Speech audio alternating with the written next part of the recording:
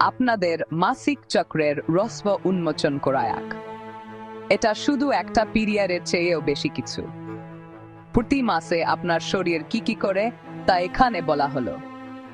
প্রতি মাসে আপনার শরীর আপনার জরায়ুকে গর্ভাবস্থার জন্য প্রস্তুত করে। এটি টিস্যু এবং রক্ত দিয়ে একটি বিশেষ আস্তরণ তৈরি করে।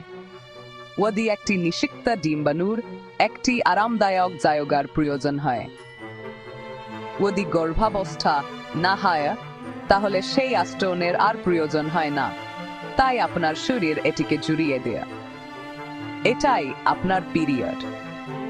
বেশিরভাগ পিরিয়ড 3 থেকে 5 দিন স্থায়ী হয়। আপনার পুরো চক্র একটি পিরিয়ডের প্রথম দিন থেকে পরের পিরিয়ড পর্যন্ত সাধারণত প্রায় 20 দিন লাগে। তবে আপনারটা যদি এর চেয়ে কম বা বেশি হয়, তবে তা সম্পূর্ণ স্বাভাবিক। প্রতিটি চক্রই অনন্য, ঠিক আপনার মতোই।